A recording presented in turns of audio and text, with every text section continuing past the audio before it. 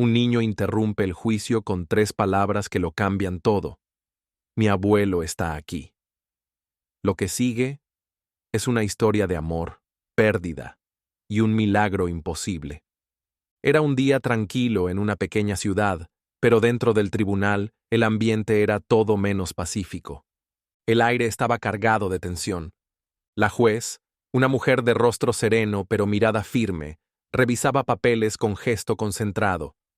Frente a ella, sentado en silencio, estaba Luis, un niño de apenas 9 años. Apretaba entre sus manos un pequeño collar con forma de corazón. Un recuerdo, un ancla. Nadie, ni siquiera la juez, podía imaginar lo que estaba a punto de suceder. De pronto, Luis se puso de pie, con el rostro alzado por primera vez en toda la mañana, y gritó: «¡Mi abuelo está aquí!». La sala se congeló. La juez se quedó sin palabras. Los murmullos estallaron. Y en ese instante, todo cambió. Para entenderlo, debemos regresar un poco en el tiempo. Luis era un niño de ojos grandes y sonrisa tímida. Vivía con su mamá, Ana, en una casa modesta pero llena de risas. Y su mundo entero giraba en torno a una figura, su abuelo, don Antonio. Don Antonio tenía 75 años y manos curtidas por la carpintería. Construía juguetes de madera, escondites secretos en el jardín, y recuerdos que a Luis lo hacían sentir seguro. «Eres mi tesoro, pequeño», le decía siempre. «Y tú el mío, abuelo», respondía Luis, aferrado a su cuello. Pero hace 3 años, todo cambió. Ana, su madre, murió en un accidente automovilístico. Luis, con apenas 6 años, no entendía por qué su mamá no regresaba. Don Antonio, destrozado por la pérdida de su hija, se convirtió en su refugio. Le preparaba su sopa favorita, lo arropaba cada noche, le decía que todo estaría bien, y por un tiempo parecía que así sería. Hasta que una pareja, los Torres, apareció con documentos en mano. Decían ser amigos íntimos de Ana. Aseguraban que ella les había pedido cuidar de Luis si algo le pasaba. Don Antonio no les creyó, pero los papeles eran legales, y él, sin recursos ni abogado, no pudo luchar. El día que se lo llevaron, Luis lloraba y gritaba: «Abuelo, no me dejes». Y aunque el corazón de don Antonio se rompía, no pudo hacer nada. Desde entonces, lo buscó incansablemente. Consultó abogados, preguntó en escuelas, tocó puertas. No tenía dinero, pero sí algo más poderoso: determinación. «Voy a encontrarte, hijito, aunque me cueste la vida», repetía cada noche. Mientras tanto, la vida con los Torres era una fachada. Sonreían en público. Lo llevaban bien vestido a la escuela. Pero en casa, todo era distinto. Lo maltrataban, le negaban comida, lo encerraban en un cuarto oscuro por portarse mal. Luis aprendió a guardar silencio, a sufrir en silencio. Solo una cosa lo mantenía en pie: el collar que su madre le había dado. Un corazón pequeño que apretaba cada noche, susurrando: «Abuelo, ven por mí». Y entonces, una esperanza. Una vecina de otro pueblo le dijo a don Antonio que había visto a Luis, que su caso de custodia sería reabierto, que había rumores de maltrato.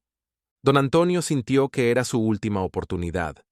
Un abogado que ayudaba a familias vulnerables aceptó defenderlo sin cobrar un peso. Y con el corazón latiendo fuerte, don Antonio se presentó al tribunal. Ese día, Luis lo vio desde su asiento. Sintió un calor familiar, una luz que no sentía desde que era niño. Sus ojos se llenaron de lágrimas. Se puso de pie y dijo lo impensable: «Mi abuelo está aquí».